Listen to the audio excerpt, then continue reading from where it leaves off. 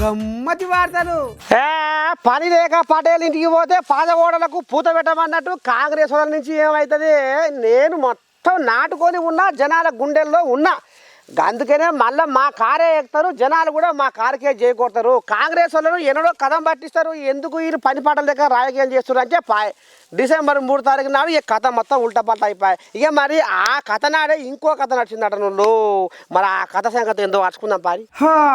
అసలు దేవుడు మూలపడితే హనుమంతరాయనికి తెప్ప తిరునాళ్ళాట అన్నట్టు పోయిన డిసెంబర్ 3 తారీఖున తోక ముడుచుకొని ఫామ్ హౌస్కు పైన కట్టిన కేసీరావుతో పాటే ప్రగతి భవన్లో ముఖ్యమైన సమాచారం ఉన్న 4 కంప్యూటర్లు, హార్డ్ డిస్కులు మాయమైన ఆటనుర్రా.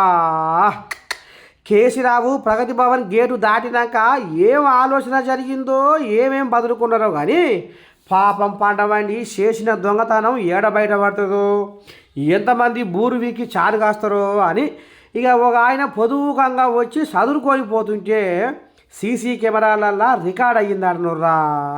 ఉన్నది ఉలవకట్టే పోయింది పొలికట్టే అన్నట్టు కేసీరావు చీకటి వ్యవహారాన్ని పసిగట్టిన సీఎం రేవంతమయ్య పోయిన వస్తువులు ఎక్కడ మునుగుతున్నాయో, ఎవరి అరలో ఉన్నాయో జాడబట్టకరారి అని పోలీసులకు, ఇంటెలిజెన్స్ వాళ్లకు తిన్న కూడు పెయికి పట్టనిస్తున్నాడనులా పాపము. మరి డిసెంబర్ 3న ఆయాల సెక్రటేరియట్ నుంచి ఒక్క కాగితం కూడా బయటికి పోవద్దని అధికారులకు ఆర్డర్ సిఎస్ శాంతికుమారి ప్రగతి భవన్ మీద ఎందుకు దృష్టి పెట్టలేదు?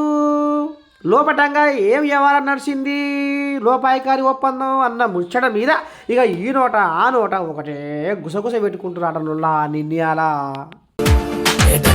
గమ్మతి వార్తలు.